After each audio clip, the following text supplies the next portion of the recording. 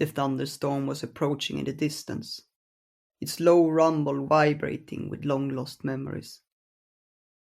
I sat down by the fountain, my fingers brushing against the surface of the water, and its power sent sparkles up my arm. I brushed it off, smiling. It had been a long time since I'd felt it shimmering in me. I'd lived in this city for years, but never once found a place that held the force. So my surprise was clear when the seed had called me as I passed the square, a place I'd traversed countless times before. Why had it decided to take root here? And why now?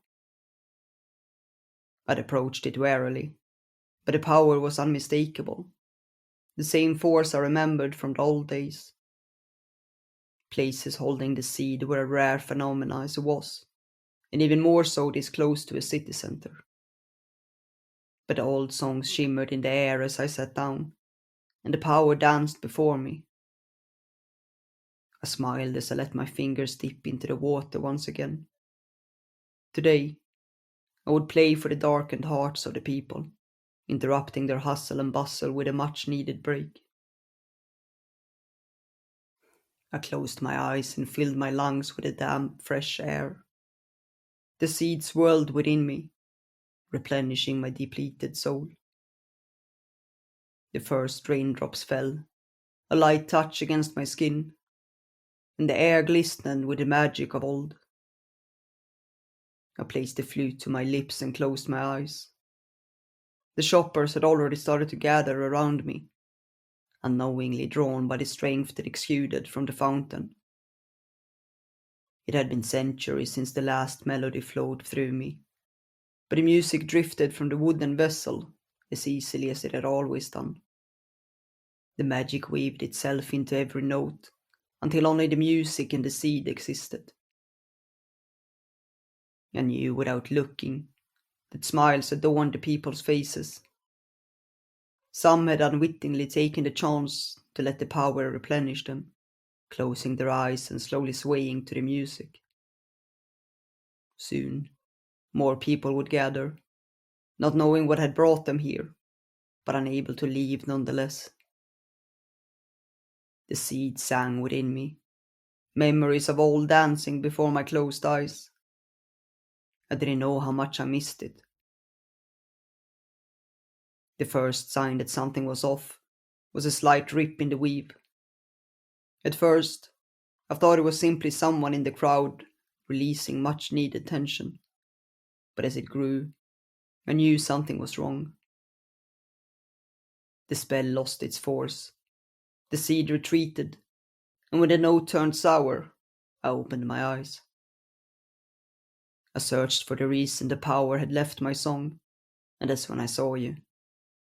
You stood at the edge of the crowd, an angry scowl on your face.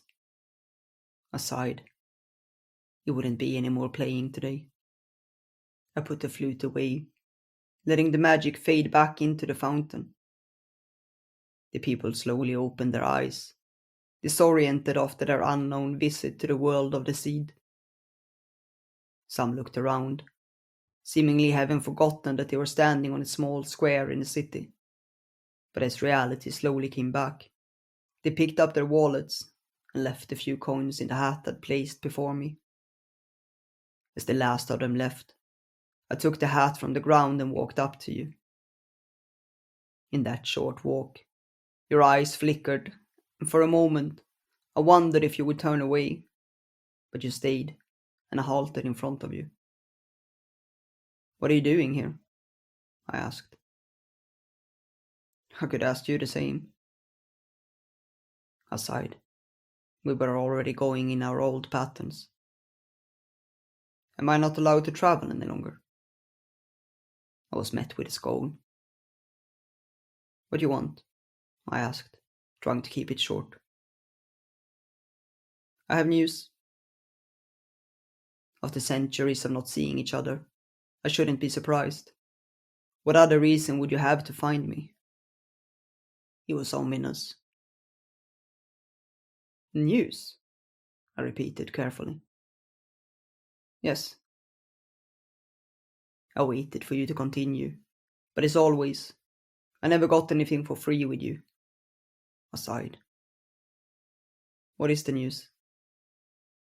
They've gathered again. Your words made me stagger backwards, and I dropped my hat in disbelief. Hurriedly, I picked it up, taking a few coins that had fallen from it with it. How do you know? I asked as I straightened out. I've got my sources. I frowned. I didn't trust your sources. Never had. Are you sure? Would I've come to tell you if I weren't? I stood silent, trying to digest what you told me. If this was true, which I assume it must be if you had come all this way, then what did it mean? Was the centuries-old respite over? What do you plan to do? I asked. To my surprise, you simply shrugged. I don't know yet. They will be looking for us. I guess so. I felt you had something else to share, but there was no way to rush you. I fell silent, waiting until you were ready. I've heard of a group that has gathered a resistance. Resistance? Yeah. What? The idea that someone would have gathered a resistance against the master of the universe seemed absurd. What would they be able to do against the forces that once ruled our race? What are they planning to do? I asked for lack of a better response. I don't know, but I plan to find out. I took a step back.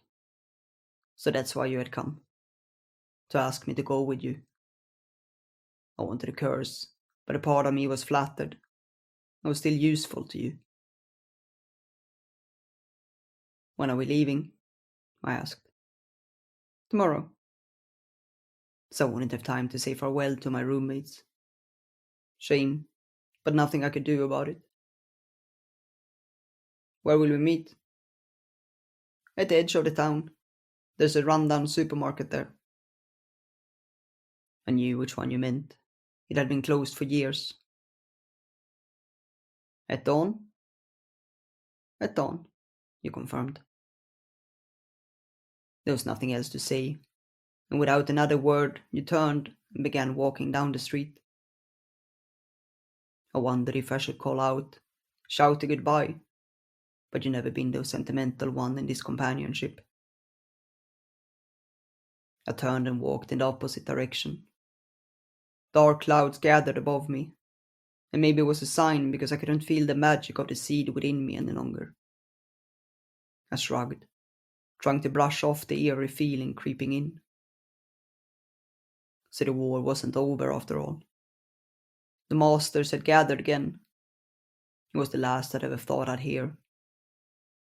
They were supposed to be gone, eradicted from this world, but they must have managed to weave magic far more powerful than we'd seen into the weave.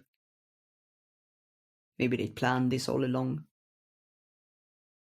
The war had lasted millenniums, and shed more blood than I wanted to think about.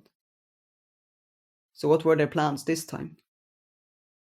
The spells they'd cast had been broken, and the weave repaired, never to be able to hold them again.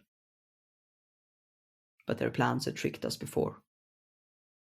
Once again, I felt destiny creeping up on me. I crossed the street, barely aware of the bustle around me. We would travel again, you and me. It was many centuries since we'd parted. In all honesty, I didn't think I would see you again. Old friends, or maybe companions would be a better word, whose mission was done. We separated, and I had no idea what you'd done since. Me, I travelled the world, as I'd always wanted, seeing the places I'd only ever seen on postcards. It was treacherous, being open in the human world, but I got used to hiding my powers, and most of the time I passed unnoticed. Sometimes I became a bit careless, such as today when I wanted to share them with the people. but in the end, there was no harm done. It was a long time since the name of my race was mentioned among the common people, and few people nowadays knew the legends surrounding us. The flat was empty when I stepped through the door. I hadn't expected anyone to be home. They all worked shifts and wouldn't finish until the evening. I would be long gone by then. My room was as disorganized as ever, but I wouldn't have time to clean it up. I hastily put my things in the backpack, leaving everything I'd collected over the years.